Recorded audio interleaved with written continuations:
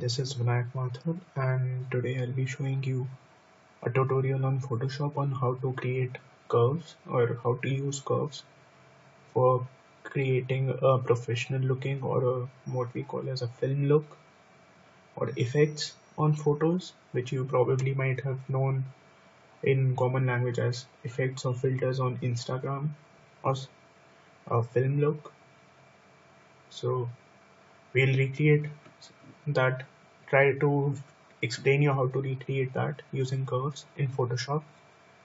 So let's get started. So I'll start Photoshop,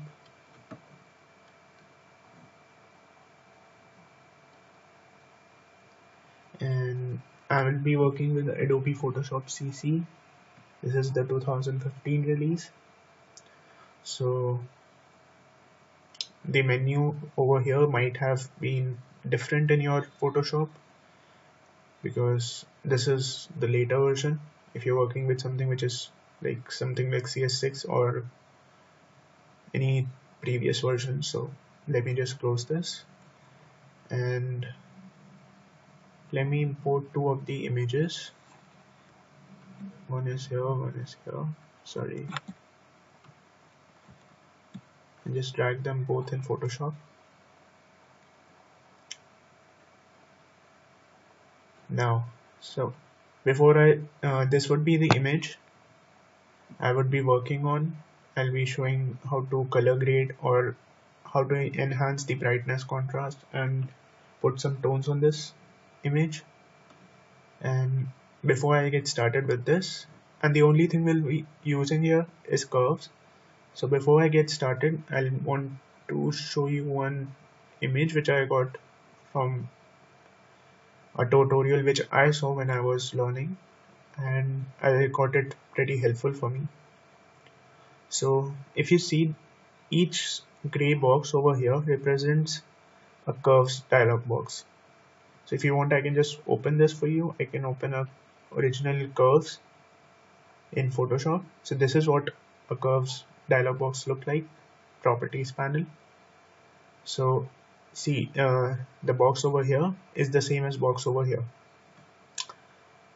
Now the difference between the images and one I have opened here is the channels. Right now in Photoshop I am working with RGB channel, which is pre-default set,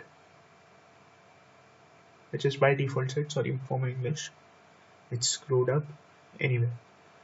But if I go to red, this will become a chart something like this. This would resemble. And if I go to subsequent colors like green, this would be for the green, blue for the blue channel.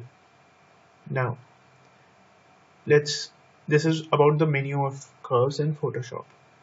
Now suppose if I'm in RGB channel and if I drag the line upwards, this would increase the brightness of the image and can fade out to completely white color. And if I bring it down, it will increase the amount of contrast at end of the day, end of the curves or the graph. It will create a complete black. Or if I do a similar thing, like I don't just remove this anchor point by just dragging out of the graph. If I just bring this point and up to the center and this point up to the center, it will fade out to a 50% gray color, which we don't want. So coming back, bring these both back to the original places. And now, so if I move the graph upwards in RGB channel, it will increase the brightness. If I make it come down, it will increase the contrast. Curves can only be changed by either up or down. So this is for the RGB channel. If I go to red, you can see in the image, if I slide my graph over towards my right, towards my left, sorry, it would be red color. If I bring it down, it would be a cyan color, blue. It's not actually blue, but cyan, if you can understand. This is the color which will start to come. Same thing. Okay, so I'll first show this. If I just drag this up, this will create a red color tone. If I bring it down, it will create a cyan color tone. Alright, so now if I go to green channel, this will, if I go up, this will create a green. If I go down, it will create something like pink or magenta. So let's try doing this. It increases the green. If I bring it down, it increases the magenta color, pink. So if I go to blue, I would get something on top as blue, and if I drag the curves below, it will be yellow. So let's bring that up to see the blue color, and let's bring that down to see the yellow color, yellowish tone. Now let's remove all the anchor points.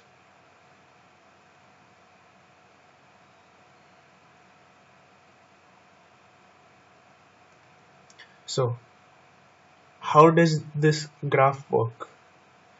Anything which this shows over here, this gray color, the light gray one, the actual waveforms, or not waveforms, but the graph shows the shadow, while this are the highlights, and anything in between is the midtones. So for the most cases, if I have to do like, if I have to, let's come back to my image. If I see, if this portion is too dark and I have to get these brightened up, what will I do is, first I'll add a curve here, and the graph changes as per the image you import. So over here, if I just pick this up and decrease the brightness and increase the contrast, it will happen to this area, which is a darkened area. That is the shadows, where the most of the shadows are present. So just let's remove these, and if I increase, bring it up, it will increase the brightness of the same part until I reach the midtones, that is outside the light gray portion. Then it will start to fade out the color to white. So if I have to adjust the curves, I'll just click to create an anchor point and then double click and move wherever I want. If I want to remove this anchor point, I'll double click and bring it out of the graph. So now let's get to work. Now let's start to bring colors and tones of this image and get a more professional looking feel, like what a film look. So this is from scratch. I've deleted the curves which I had imported. So I'll unlock this layer, and in my CC 2015 it's just a click, otherwise you might have to do double click and OK. And then I'll go over here on your bottom right corner, you can see delete, new layer, folder, and then the adjustments. Click over here, select curves, and you bring up this properties box. Now first I'll deal with the brightness and contrast, and then on the individual color layers. So right now I want a bit more contrast on the bottom. So what I'll do is I'll bring this little down, and because this went down, the overall graph tend to move downwards, while our midtones and highlights have also got changed. That is why the color of the sky got faded a bit. So to get that back, I'll create one more anchor point and then just move this on the original line. So you can see the color difference in the sky. So I bring this up back, There's some shadows over here, so I'll create one anchor point over here also and bring this towards down a little bit, not much. Doing that much can also invert that. So I'll get back what challenges you might get in bit once I complete this. So I guess this would be it. And now minimize this. So if I just switch this on and off, you can see we are starting to get a better details on the buildings. Like see over here, there's some more details which we have added to the image. Now let's deal with the individual colors or the tones. I'll go back. Sorry, there's my cursor here. Go back, create another curves. I'll name this as red channel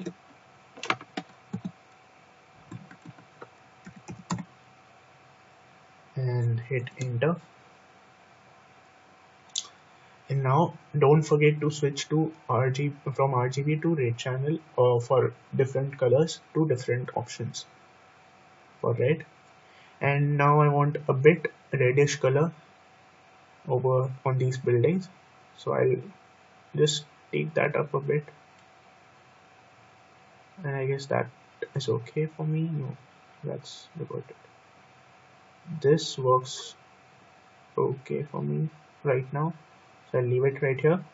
And since I was doing this, my overall graph got affected, so I'll have to bring my midtones and highlights back to normal so that the sky doesn't look pink or reddish. So I'll add an anchor point and bring it down back some more,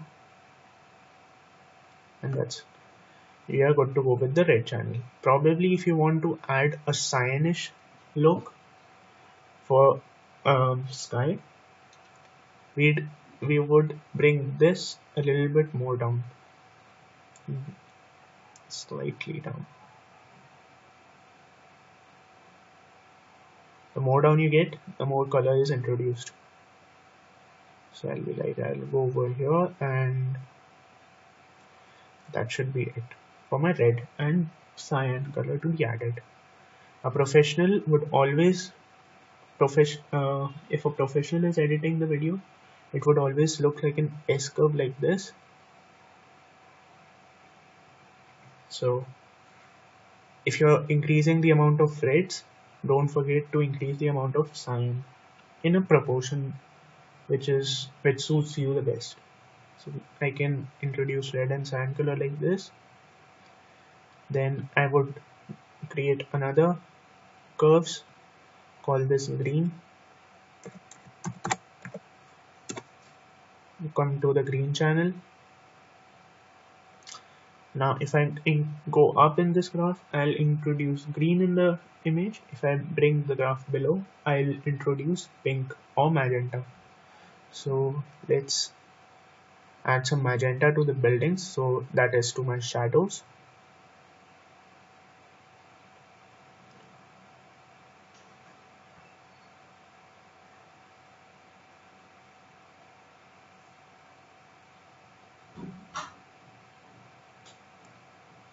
Right over here. I guess this looks okay. But I'll increase a little bit.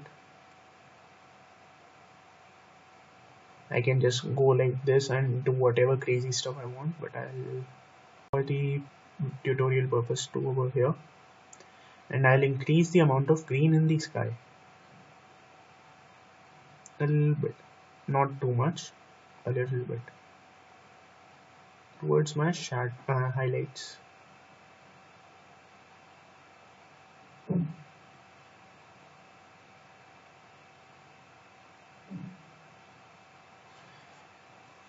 And that's it for my green. Now I'll create one for my blue channel, so I'll go to blue, and there are shortcuts mentioned: Alt 2, Alt 3, Alt 4 and 5 for RGB red, green and blue respectively. So I'll come back to blue, and I want to introduce a bluish tint slightly on this water body and on the lower of this building. So I'll just come to the bottom and slightly bring this down, slightly.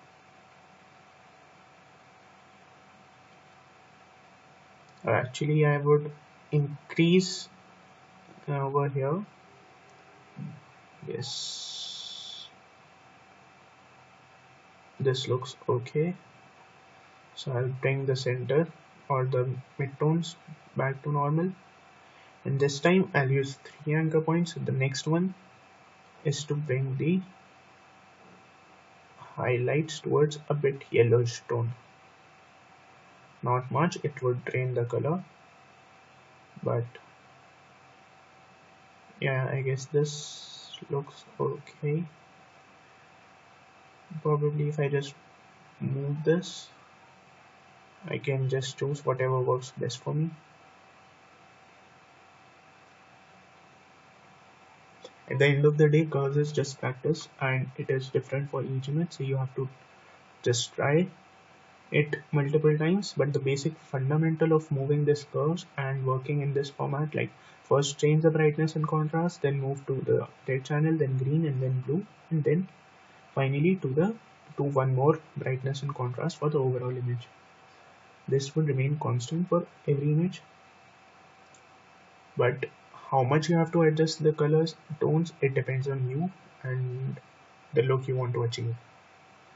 So this would be it, I guess, and I'll name this as blue channel. Now I'll add an overall brightness and contrast, and so I'll be work again. If I'm changing the brightness and contrast, I'll be working with RGB. So I'll bring in some contrast a little bit over here and increase the brightness slightly over here, and that's it. So if I just group these all adjustment layers into a folder, now I can just toggle on and off and you can see the difference. This was our original image and this is what we got from editing. And this effect probably you might get into uh, if you're using filters in Instagram or any other mobile apps which do pre-adjusted filters. They basically change the curves or what is the hue saturation. So I'll discuss hue saturation in another video, but for right now it's the curves. This is how you work with curves. This is how you achieve a more film look. If you see this looks more like a film shot as compared to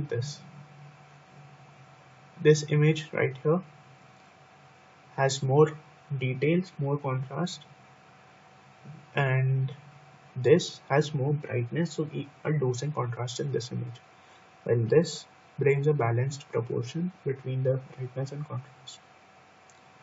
So that's it for this tutorial, or actually no, I'll just show you what problems you can run into. I'll just create one more curve on top. That doesn't matter, this is just to show what problems can you face. So suppose if I have 2 anchor points over here, and a graph always has to be in upwards direction. If you see a downhill, that would cause a problem and start to make your image look inverted in color. So what do you want to do in that situation? Just hold this, pull this up to the point it's almost straight. It can for the max be like this angle, but not below. Getting below will invert the image. Until and unless obviously you're looking for some filter which produces this kind of effect, but you don't know, mankind, you can use anything to your profit, so I don't know, it's your choice. But yeah, if I'm like this, one option is to bring this anchor point up, or the other option is to bring this anchor point to down, So this will create a more dark, something like of a dawn kind of stuff. But again, you have to do this, change the color tones of the sky and whatever. So that is a more complex stuff. You'll have to create multiple curves there. So this is the basic problem you can get into. So that's it for the video. I'll just delete this. And so this is your final product. And that's it for this tutorial. And if you like this video, do hit the like button below. Comment your if you want to get tutorials for something on Photoshop, After Effects, or Autodesk 3ds Max on any topic. Comment that in the comment section below. I'll get back to it and I'll you know create something for that. And do share this video. Subscribe to my channel for more tutorials. And if you haven't visited my daily vlogs, I have a daily vlogs on my a playlist on my same channel. And I'll be putting a review, start to put unboxing and review videos. So first would be for the Microsoft Lumia 640 XL, which will be coming up later this week.